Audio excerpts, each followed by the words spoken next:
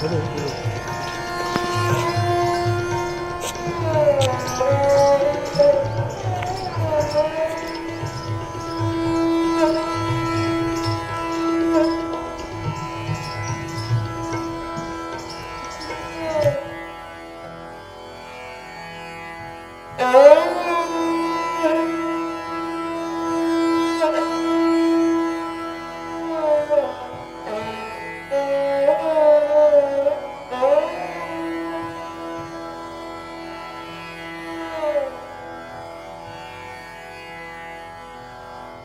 जी sir, की नाम है जी?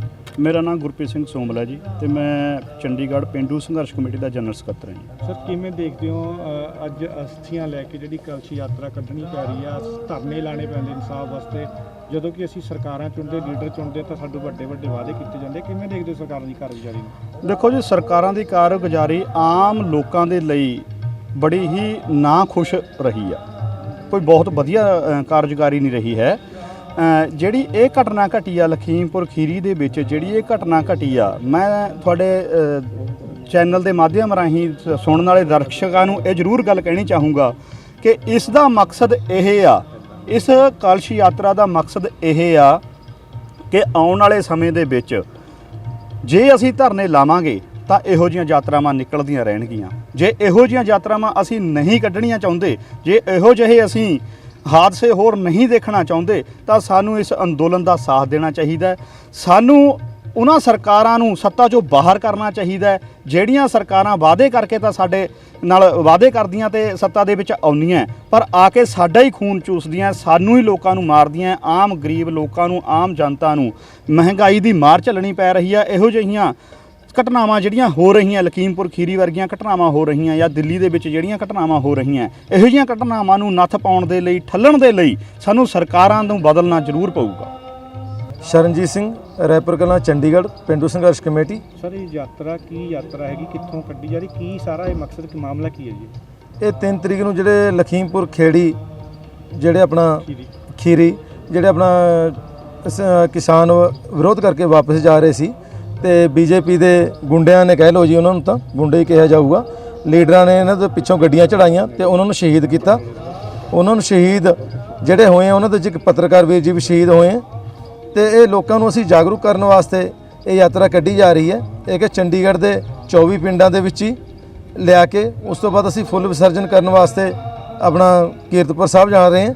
ਲੇਕਿਨ ਇਹ ਲੋਕਾਂ ਨੂੰ, ਸਾਡੀ ਇਹਦੀ ਮੇਨ ਮਨਸਾ ਇਹ ਹੈਗੀ ਹੈ ਕਿ ਲੋਕਾਂ ਨੂੰ ਇਸ ਵਾਸਤੇ ਜਾਗਰੂਕ ਕਰਿਆ ਜਾਏ ਕਿ ਲੋਕਾਂ ਨਾਲ ਕਿੰਨਾ ਧੱਕਾ ਹੋ ਰਿਹਾ, ਕਿਸਾਨਾਂ ਦੇ ਨਾਲ ਕਿੰਨਾ ਧੱਕਾ, ਹਰ ਵਰਗ ਦੇ ਨਾਲ ਧੱਕਾ ਹੋ ਰਿਹਾ। ਸਾਡਾ ਜਿਹੜੇ ਉਹ ਪਾੜਦੇ ਆ ਕਹਿ ਕੇ ਕਿ ਹਾਂ ਜੀ ਇਹ ਉਸ ਧਰਮ ਦੇ, ਇਸ ਦੇ ਨਾਲ ਕੋਈ ਮਤਲਬ ਨਹੀਂ ਹੈ। ਕਿਉਂਕਿ ਸਾਡਾ ਦੇਖੋ ਜਿਹੜਾ ਆਪਣਾ ਪੱਤਰਕਾਰ ਵੀਰ ਵੀ ਹੈ ਉਹ ਵੀ ਸਾਡੇ ਨਾਲ ਹੀ ਹੈ। ਅਸੀਂ ਸਾਡਾ ਉਦੋਂ ਨੂੰ ਬਰਾਬਰ ਦਾ ਸਤਿਕਾਰ ਦੇਣਾ ਬੰਦ, ਕਿਉਂਕਿ ਉਹ ਸਾਡੇ ਨਾਲ ਹੀ ਉੱਥੇ ਸ਼ਹੀਦਾਂ ਦੇ ਨਾਲ ਸ਼ਹੀਦ ਹੋਇਆ ਜੀ, ਉੱਥੇ ਆਪਣੇ ਕਿਸਾਨ ਭਾਈਆਂ ਦੇ ਨਾਲ। ਤੇ ਇਸ ਨੂੰ ਅਸੀਂ ਲੋਕਾਂ ਨੂੰ ਜਾਗਰੂਕ ਕਰ ਰਹੇ ਹਾਂ ਕਿ ਸਾਡੇ ਨਾਲ ਇੰਨਾ ਧੱਕਾ ਹੁੰਦਾ ਜਾ ਰਿਹਾ। ਜਿਹੜੀ ਸਰਕਾਰ ਹੈਗੀ ਹੈ ਉਹ ਕਿਸਾਨੀ ਨੂੰ ਬਰਬਾਦ ਕਰਨ ਦੇ ਉੱਤੇ ਤੁਲੀ ਹੋਈ ਹੈ, ਉਹ ਲੋਕਾਂ ਨੂੰ ਭੁੱਖੇ ਮਾਰਨ ਦੇ ਉੱਤੇ ਤੁਲੀ ਹੋਈ ਹੈ। ਇਹਦਾ ਸਰਕਾਰ ਦਾ ਇਹੀ ਮਤਲਬ ਹੈ, ਬਸ ਹੋਰ ਕੁਝ ਨਹੀਂ। ਲੇਕਿਨ ਇਸ ਦੇ ਖਿਲਾਫ ਅਸੀਂ ਡਟ ਕੇ ਖੜਾਂਗੇ ਤੇ ਲੋਕਾਂ ਨੂੰ ਜਾਗਰੂਕ ਕਰਾਂਗੇ। हाँ जी सर, की नाम है जी? ਰਜਿੰਦਰ ਸਿੰਘ ਬਾਲੀ, ਮੋਹਾਲੀ ਤੋਂ। ਸਰ ਅਸਥੀ ਜਿਹੜੀ ਹੈਗੀ ਆ ਕਲਸ਼ ਯਾਤਰਾ ਕੱਢੀ ਜਾ ਰਹੀ ਹੈ, ਪਰ ਦਿੱਲੀ ਦੇ ਉੱਤੇ ਜੋ ਘਟਨਾਵਾਂ ਵਾਪਰਦੀਆਂ, ਕਿਤੇ ਨਾ ਕਿਤੇ ਲੋਕਾਂ ਦੇ ਵਿੱਚ ਉਸ ਵੀ ਸਰਕਾਰਾਂ ਜਿਹੜੀਆਂ ਹੈਗੀਆਂ ਮੋਰਚੇ ਨੂੰ ਜਿਹੜਾ ਹੈਗਾ ਢਾਹ ਲਾਉਣ ਦੀ ਕੋਸ਼ਿਸ਼ ਕਰ ਰਹੀਆਂ। ਉਹ ਤਾਂ ਸ਼ੁਰੂ ਤੋਂ ਲਾ ਰਹੀਆਂ। ਪਹਿਲਾਂ ਦੇਖੋ, ਪਹਿਲਾਂ ਉਹਨਾਂ ਨੇ 5-4 ਮਹੀਨੇ ਇੱਦਾਂ ਹੀ ਕੱਢਤੇ। ਅੱਤਵਾਦੀ, ਵੱਖਵਾਦੀ, ਪਾਕਿਸਤਾਨੀ, ਚਾਈਨੀਜ਼ ਬਾਹਰੋਂ ਪੈਸਾ ਆ ਰਿਹਾ, ਇੱਦਾਂ ਹੀ ਟਾਈਮ ਕੱਢੀ ਗਏ, ਟਾਈਮ ਦੇਈ ਗਏ, ਵਾਪਸ ਭੇਜੀ ਗਏ, ਟਾਈਮ ਦੇਈ ਗਏ, ਵਾਪਸ ਭੇਜੀ ਗਏ। ਬਾਅਦ 'ਚ ਆਪਣਾ ਇਹ ਵੇਖ ਲਓ ਕਿ 2-4 ਵਾਰੀ ਕੁੜੀਆਂ ਭੇਜੀਆਂ, ਬੜਾ ਕੁਛ ਹੋਇਆ। ਹਮੇਸ਼ਾ ਢਾਹ ਲਾਈ, 2-4 ਵਾਰੀ ਅੱਗਾਂ ਲਾਈ ਦੀਆਂ। ਮੌਜੂਦਾ ਘਟਨਾ ਦੀ ਗੱਲ ਕਰੀਏ ਤਾਂ ਆਪਾਂ ਹੁਣ ਕਿਵੇਂ ਦੇਖਦੇ ਇਸ ਨੂੰ? ਹੁਣ ਇਹ ਦੇਖੋ ਜੀ, ਜਿਹੜੀ ਇਹ ਘਟਨਾ ਹੋਈ ਆ, ਸਰੇਆਮ ਇੱਕ ਸਾਜ਼ਿਸ਼ ਹੋਈ ਆ। ਕਿਉਂਕਿ ਨਿਹੰਗ 24 ਘੰਟੇ ਬਾਣੇ ਰਹਿੰਦੇ ਆ, ਦਰਬਾਰ ਸਾਹਿਬ ਦੇ ਕੋਲ ਰਹਿੰਦੇ ਆ, ਉਹਨਾਂ 'ਚ ਗੁੱਸਾ ਥੋੜ੍ਹਾ ਜ਼ਿਆਦਾ ਹੁੰਦਾ ਤੇ ਉਹਨਾਂ ਨੇ ਜਦੋਂ ਹੀ ਕੋਈ ਸੋਚੇ ਬਿਨਾਂ ਹੀ ਇਹ ਕੰਮ ਕਰਤਾ। ਪਰ ਇਹ ਹੋਇਆ ਪਿੱਛੋਂ ਵੱਡੀ ਸਾਜ਼ਿਸ਼ ਨਾਲ ਹੀ। ਇਸ ਕਰਕੇ ਇਹ ਜਿਹੜੀਆਂ ਹਸਤੀਆਂ ਨੇ ਜਿਹਨਾਂ ਨੇ ਸਾਜ਼ਿਸ਼ ਰਚੀ ਹੈ ਕਾਮਯਾਬ ਹੋਣਗੇ ਸਾਜ਼ਿਸ਼ ਦੇ ਵਿੱਚ? ਨਹੀਂ ਜੀ, ਉਹ ਇਸ ਲਈ ਕਾਮਯਾਬ ਹੋਣਗੇ। ਸਾਡੇ ਜਿਹੜੇ ਮੋੜੀ ਉੱਪਰ ਹੈ 30-40 ਕਿਸਾਨ ਆਗੂ, ਉਹ ਬੜੇ ਸੂਝ-ਬੂਝ ਵਾਲੇ ਬੰਦੇ ਆ। ਕੋਈ ਨਹੀਂ, ਸਭ ਅਸੀਂ ਰਲ ਮਿਲ ਕੇ ਚੱਲ ਰਹੇ ਹਾਂ। ਜੋ ਮਰਜ਼ੀ ਸਰਕਾਰਾਂ ਕਹੀ ਜਾਣ, ਉੱਥੇ ਆਹ ਕਰਤਾ, ਉੱਥੇ ਆਹ ਹੋ ਗਿਆ, ਪਰ ਆਪਾਂ ਸਭ ਇੱਕ ਹਾਂ। ਕੀ ਨਾਮ ਹੈ ਜੀ? ਕੁਲਦੀਪ ਕੁੰਡੂ ਬੀਕੇ ਪ੍ਰਦੇਸ਼ ਅਧਿਕਸ਼ ਚੰਡੀਗੜ੍ਹ। ਸਰ ਕਿਵੇਂ ਦੇਖਦੇ ਹੋ ਜਿਹੜੀ ਦਿੱਲੀ ਦੀ ਘਟਨਾ ਵਾਪਰੀ ਹੈ ਉਸ ਦਾ ਕੀ ਜਿਹੜਾ ਹੈਗਾ ਨੁਕਸਾਨ ਜਾਂ ਜਿਹੜਾ ਹੈਗਾ मोर्चे में नुकसान हो रहा है? ये 11 महीने से लेकर अभी तक ऐसी घटना घटती रही है और ये बड़ी दुखदायक घटना है।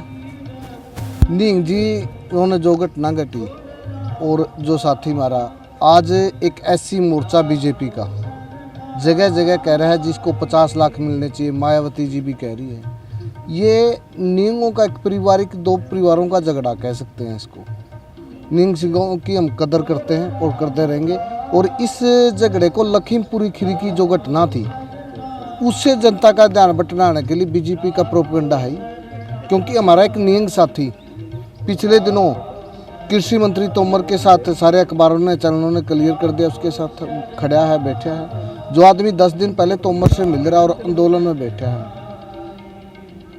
उस आदमी की साजिश है, बीजेपी की एक बहुत बड़ी साजिश है। क्योंकि प्रधानमंत्री जी पिछले दौरान जब भी बातचीत कर रहे थे हम, तो एक बड़ी बात कहते थे कि एमएसपी थी, है, रहेगी।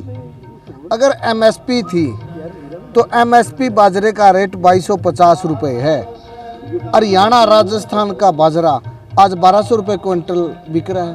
तो एमएसपी, जब प्रधानमंत्री जैसे लोग ये कहते हैं एमएसपी थी, रहेगी, और आज बाजरा एमएसपी पे क्यों नहीं खरीद रहे? ਕਿਵੇਂ ਦੇਖਦੇ ਹੋ ਜਿਹੜੇ ਨਿਹੰਗ ਸਿੰਘਾਂ ਵੱਲੋਂ ਜਾਂ ਕਿਸਾਨ ਆਗੂਆਂ ਵੱਲੋਂ ਇੱਕ ਦੂਜੇ ਦੇ ਖਿਲਾਫ ਬਿਆਨਬਾਜ਼ੀ ਕੀਤੀ ਜਾ ਰਹੀ ਆ, ਉਸ ਤੋਂ ਗੁਰੇਜ਼ ਕਰਨਾ ਚਾਹੀਦਾ, ਏਕਤਾ ਬਣਾ के रखना चाहिए? किमें ਤੁਹਾਡਾ ਕੀ ਚਾਹੁੰਦੇ ਕਿ ਹੁੰਦੇ ਹੋ?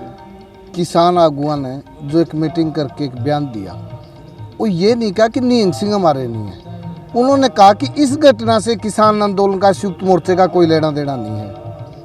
नींग सिंह तो समाज के अंग है, शुरू से आंदोलन में हिस्सेदार है। वो सिर्फ घटना के बारे में कहा कि इस घटना के बारे में वो नहीं है। ਰਾਜੇਵਾਲ ਦਾ ਬਿਆਨ ਆਇਆ ਸੀ ਵੀ ਪਹਿਲਾਂ ਵੀ ਇਹਨਾਂ ਨੇ ਕਿੰਨੇ ਇਦਾਂ ਦੇ ਘਟਨਾ ਕਰਤੀਆਂ ਸੀ, ਹਸਪਤਾਲ ਲਿਜਾਣਾ ਪੈਂਦਾ ਸਾਨੂੰ, ਇਹ देखो ਕਰਨਾ ਪੈਂਦਾ। राजोवाल जी का निजी विचार है, उसके बारे में मैं कुछ नहीं कह सकता। और राजोवाल जी का निजी विचार है, संयुक्त मोर्चे का विचार नहीं हो सकता। ਤੇ ਇਹ ਕਲਸ਼ ਯਾਤਰਾ ਕੱਢਣ ਦਾ ਮਕਸਦ ਕੀ ਹੈ ਸਰ? ये कलश यात्रा जब इनका 12 अक्टूबर को भोग हुआ लखीमपुर खीरी में, संयुक्त मोर्चे का एक फैसला लिया गया था कि जब तक गृह राज्य मंत्री इस्तीफा नहीं देगा तो हम 16 से 24 तक ये कलश यात्रा निकालेंगे। ਹਾਂਜੀ ਬਾਬਾ ਜੀ, ਕਿਵੇਂ ਦੇਖਦੇ ਹੋ ਲਖੀਮਪੁਰ ਖੀਰੀ ਦੇ ਜਿਹੜੇ ਸ਼ਹੀਦ ਹੋਏ ਆ ਕਿਸਾਨ ਜਾਂ ਪੱਤਰਕਾਰ, ਉਹਨਾਂ ਦੀ ਅਸਥੀ ਕਲਸ਼ ਯਾਤਰਾ ਕੱਢੀ ਜਾ ਰਹੀ ਤੇ ਗੁਰੂ ਘਰ ਪਹੁੰਚੇ ਆ, ਕਿਵੇਂ ਦੇਖਦੇ? ਦੇਖੋ, ਜੋ ਸੰਘਰਸ਼ ਚੱਲ ਰਿਹਾ ਕਿਸਾਨੀ ਮੁੱਦਿਆਂ ਬਾਰੇ 11 ਮਹੀਨੇ ਹੋ ਚੱਲੇ, ਇਹਦੇ 700 ਦੇ ਲਗਭਗ ਜੋ ਸਾਡੇ ਕਿਸਾਨ ਆ ਉਹ ਸ਼ਹੀਦ ਹੋ ਗਏ। ਪਰ ਜਿਹੜੀ ਇਹ ਮੌਤ ਆ ਲਖੀਮਪੁਰ ਦੀ, ਇਹ ਬੜੀ ਦਰਦਨਾਕ ਆ। ਇਹ ਜੋ ਹੈ ਇੱਕ ਸਾਜ਼ਿਸ਼ ਜਾਣ ਬੁੱਝ ਕੇ ਕੀਤੀ ਗਈ ਆ। ਪਰ ਐਡੇ ਸੰਘਰਸ਼ ਦੇ ਵਿੱਚ ਜੇ ਕੁਰਬਾਨੀਆਂ ਹਨ ਉਹ ਰੰਗ ਲਿਆਉਂਦੀਆਂ ਹਨ। ਸੋ ਇਸ ਮੋਰਚੇ ਨੂੰ ਭਾਵੇਂ ਉਹ ਸਾਡੇ ਵੀਰ ਤਾਂ ਸ਼ਹੀਦ ਹੋ ਗਏ, ਪਰ ਇਸ ਜੋ ਕਿਸਾਨੀ ਮੋਰਚਾ ਸੀ ਇਹਨੂੰ ਬਹੁਤ ਵੱਡਾ ਹੁਲਾਰਾ ਮਿਲਿਆ।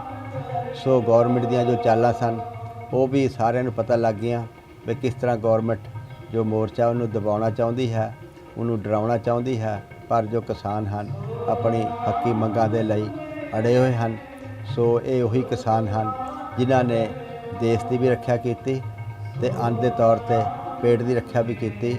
ਸੋ ਜੇ ਆਪਾਂ 71 ਅਤੇ 65 ਦੀਆਂ ਲੜਾਈਆਂ ਦੀ ਗੱਲ ਕਰੀਏ, ਸੋ ਉਹਨਾਂ ਲੜਾਈਆਂ ਦੇ ਵਿੱਚ ਸਾਡੇ ਜੋ ਕਿਸਾਨ ਸਨ ਬਾਰਡਰ ਦੇ 3 ਜ਼ਿਲ੍ਹਿਆਂ ਦੇ ਫਿਰੋਜ਼ਪੁਰ, ਅੰਮ੍ਰਿਤਸਰ ਅਤੇ ਗੁਰਦਾਸਪੁਰ, ਇਹਨਾਂ ਨੇ ਇਕੱਲਾ ਮੋਰਚਿਆਂ ਵਿੱਚ ਭੋਜਨ ਹੀ ਨਹੀਂ ਪਹੁੰਚਾਇਆ, ਸਗੋਂ ਮਿਲਟਰੀ ਦਾ ਅਸਲਾ ਵੀ ਆਪਣੇ ਸਿਰਾਂ 'ਤੇ ਚੱਕ ਕੇ ਅਗਲੇ ਮੋਰਚਿਆਂ 'ਤੇ ਪਹੁੰਚਾਉਂਦੇ ਰਹੇ।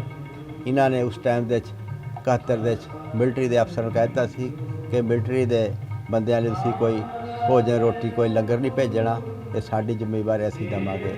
ਅੱਜ ਉਹੀ ਕਿਸਾਨ ਆਪਣੀ ਹੱਕੀ ਮੰਗਾਂ ਦੇ ਲਈ ਉਸ ਦਿੱਲੀ ਦੇ, ਇਸ ਦਿੱਲੀ ਨੂੰ ਬਚਾਉਣ ਦੇ ਲਈ ਇਹ ਕਿਸਾਨਾਂ ਨੇ ਆਪਣੇ ਜਾਨਾਂ ਵਾਰੀਆਂ 71 ਅਤੇ 65 ਦੀ ਲੜਾਈਆਂ ਵਿੱਚ।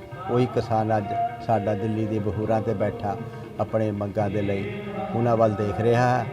ਸੋ ਗੌਰਮੈਂਟ ਨੂੰ ਚਾਹੀਦਾ ਹੈ ਕਿ ਜੋ ਪਿੱਛੇ ਹੋ ਗਿਆ ਉਹਦੇ 'ਤੇ ਪਰਦਾ ਪਾ ਕੇ ਸੋ ਅੱਗੇ ਸੋਚ ਵਿਚਾਰ ਕਰਨ ਕਿ ਸਾਡੇ ਦੇਸ਼ ਦਾ ਇੱਕ ਬਹੁਤ ਵੱਡਾ ਹਿੱਸਾ ਜੋ ਕਿ ਸਭ ਤੋਂ ਵੱਧ ਮੈਜੋਰਟੀ ਦੇ ਵਿੱਚ ਹੈ ਕਿਸਾਨੀ ਅਤੇ ਮਜ਼ਦੂਰ, ਉਹ ਆਪਣੀਆਂ ਮੰਗਾਂ ਮੰਗ ਰਹੇ ਹਨ।